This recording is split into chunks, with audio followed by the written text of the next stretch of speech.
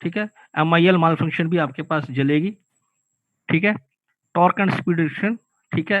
अब आपकी टॉर्क और स्पीड कब कम होगी, जब एडब्ल्यू आपका एडब्ल्यू जब कम हो गया, एडब्ल्यू की क्वालिटी खराब है, तो डोजिंग है और एडब्ल्यू टैंक एम्प्टी हो गया है, तो उस केस में आप टॉर्क और स्पीड, एडब्ल्यू आपका टैंक हो गया, वहां पे सीधी 20 की स्पीड, फिर वो नहीं देगी। लेकिन हाँ, एडब्ल्यू लेवल लो हो रहा है, 16% होगा तो आपको लाइट आएगी कि भाई एडब्ल्यू कम हो गया है। लेकिन जैसे ही वो और कम होगा, 2.5% तक आएगा, तो वहां पे आपको आपकी टॉर्क लिमिटेशन गाड़ी में क्रीप मोड में पहुंच जाएगी, ठीक है। एडब्ल्यू लो क्वालिटी में भी पहले आपको MIL आएगी, ठीक है, मैसेज आएगा, कुछ टाइम मिलेगा, लेकिन उसके बाद वो आपको टॉर्क लिमिटेशन में ले जाए, ठीक है। तो ये एडब्ल्यू लो लेवल का इंडिकेशन है, ठीक है। तो LMD गाड़ी में आपको फिलअप यूरिया, मतलब मैसेज आएगा कि यूरिया भराया जाए, ठीक है। यूरिया लेवल लो भी दिखाया जाएगा, अगर कम हो रहा है तो यूरिया लेवल लो भी आएगा, ठीक है। और तीसरा, इनकरेक्ट यूरिया डिटेक्टेड। 3 तरह के आपको ये मैसेज आपको शो करेगा मीटर में, ठीक है। नॉन जेन्युइन हम डीजल एग्जॉस्ट फ्लूइड, मतलब एडब्ल्यू अगर हम नॉन जेन्युइन डालते हैं तो गाड़ी में क्या क्या होता है, क्रिस्टलाइजेशन चॉकिंग होगा ईट सिस्टम में, ठीक है। एग्जॉस्ट आफ्टर ट्रीटमेंट सिस्टम, तो कुछ इस तरह से आपका क्रिस्टलाइजेशन होगा। तो ये चीजें तो हमने BS4 में बहुत देखी है, तो आपको देख के पता चल जाएगा बेसिकली ये क्या है, एडब्ल्यू चौक हो गया, ठीक है। तो सही तरह मेरा डोजिंग नहीं होगा, एडब्ल्यू की क्वांटिटी ज्यादा जा रही है, तो यहाँ पे आपका क्रिस्टल है। अब ये क्या है, ये डोजिंग पंप फेल हो गया ड्यू टू क्रिस्टलाइजेशन, फेल हो गया, तो ये कुछ केस है, ठीक है। Dosing nozzle choke due to DF crystallisation, तो क्रिस्टलाइजेशन होने की वजह से मेरी डोजिंग नोजल चौक हो गई है। तो ये कुछ चीजें हैं जिसमें हम मतलब नॉन जेन्युइन अगर DF डालते हैं तो ये प्रॉब्लम हमें आती है। तो हमेशा एडब्ल्यू जेन्युइन ही डालना है, ठीक है। चेक करने का अगर मैं तरीका बताऊं एडब्ल्यू का, तो बेसिकली इसके अंदर रिफेक्ट्रोमीटर है, ठीक है। रिफेक्ट्रोमीटर में मैंने वैल्यू चेक करनी है 32.5 ये, ठीक है। और उसके बाद इसे साफ पानी से धोना है। तो नॉर्मली कैसे करते हैं हम, पहले आपने रिफेक्ट्रोमीटर पे डीजल एग्जॉस्ट फ्लूइड मतलब एडब्ल्यू की एक बूंद डालोगे, उसके बाद ऑन का बटन दबाओगे, ऑन का बटन दबाओगे तो 5 सेकंड के 3 सेकंड के अंदर 5 सेकंड के अंदर आपको ये वैल्यू दिख जाएगी। तो ये वैल्यू दिखेगी, और ये वैल्यू अगर अप टू द मार्क है तो ठीक है, अगर नहीं है तो इसका मतलब मेरा एडब्ल्यू भी दिक्कत है, ठीक है। वीडियो है, ठीक है, दिखाता हूँ।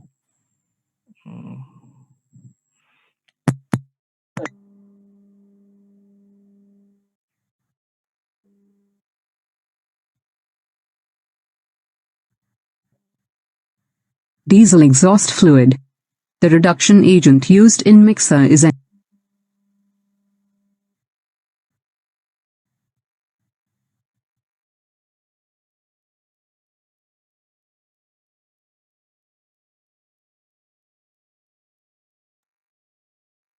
ठीक है। तो डीजल एग्जॉस्ट फ्लूइड की एक वीडियो है, ठीक है, कैसे उसे स्टोरेज करना है। The reduction agent used in mixer is an aqueous solution of urea which constitutes 32.5% of urea in water. Storage and handling. DEF should be stored in a cool, dry, ventilated area, out of direct sunlight. The shelf life of DEF degrades over time depending on temperature and अभी इसमें ये बता रहा है कि मेरा जो DEF है वो टेम्परेचर के ऊपर डिपेंड कर रहा है। अगर आप 10 डिग्री टेम्परेचर में रख रहे हो तो उसकी लाइफ जो है 36 महीने है। अगर 10 से 25 डिग्री टेम्परेचर में रख रहे हो तो उसकी लाइफ सिर्फ 18 महीने है। 25 से 30 डिग्री टेम्परेचर में अगर रखा जा रहा है तो उसकी लाइफ सिर्फ 1 साल ही है, 12 महीने। और 30 से 35 महीने डिग्री टेम्परेचर में अगर आप रख रहे हो रहेगा, मतलब उसकी जो है 6 महीने के बाद वो खराब होना चालू हो जाएगा। exposure to sunlight. If the DEF is stored at a temperature of 30 to 35 degrees Celsius, then the maximum shelf life is only 6 months. DEF is corrosive to copper and brass as well as other materials. Only approved plastic materials, such as high-density polyethylene, are used in the DEF tank, packaging and dispensing equipment. Measured by tool refractometer. For measuring DEF concentration, place the DEF sample onto the prism surface of refractometer. Press the start key.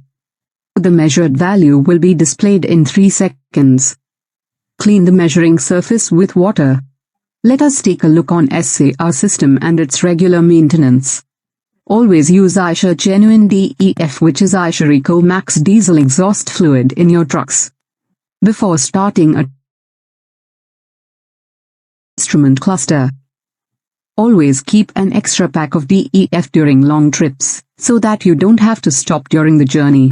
The points below should be noted while filling the DEF in DEF tank.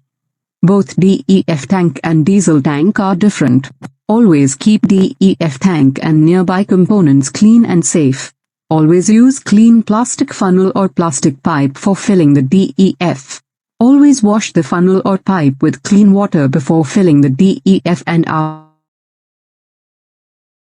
the cap of DEF. Never keep the cap open or loose. Never alter DEF tank or its cap. Never use dirty funnel, broken funnel, diesel can or dirty pipes for filling the DEF. Always stay away from local or substandard methods of making DEF. Never fill diesel, oil, coolant or any other fluid in the DEF tank. What is EATS? Exhaust after treatment. ठीक है, तो DEF में हमने basically इसमें जब भी कोई चीज मतलब करनी है तो हमेशा वो क्लीन मतलब आपका बीकर जो है क्लीन होना चाहिए, मेन ये है।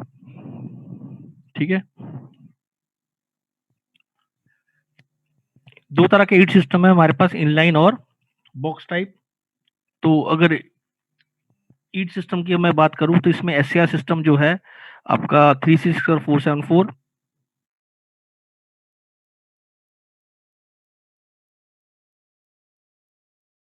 नॉर्मली BS4 में अगर हम SCR की बात करें तो हम पहले एल्बोनायर, ठीक है, एल्बोनायर तो फिर हमने बीच में मतलब बंदी कर दिया है, उसकी जगह पे हमारा बॉश एयरलेस सिस्टम आ रहा है। तो 494 VDX5 और VDX8 में आपको बॉश का एयरलेस सिस्टम जो है वो वाला आपको मिलेगा, लेकिन 366 और 474 में आपको प्लास्टिक ओमनियम कंपनी का SCR सिस्टम मिलेगा। ठीक है, तो जैसे ये दिख रहा है 494 VDX5 और VDX8 में बॉश का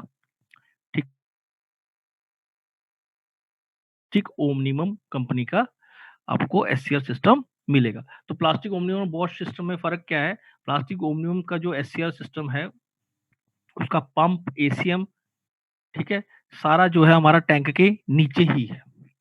360 और 474 में आपको जो ACM है, डोजिंग कंट्रोल मॉड्यूल है, फिल्टर्स हैं, सारे के सारे आपको टैंक के अंदर ही मिलेंगे। ठीक है,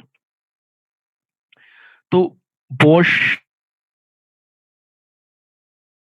का डोजर है और प्लास्टिक ओमनियम में हमारा डेल्फी का डोजर है। तो नोजल जिसे हम बोलते हैं एडब्ल्यू नोजल, वो हमारी 366 और 474 में डेल्फी की है, बाकी बॉश की है, VDX5 VDX8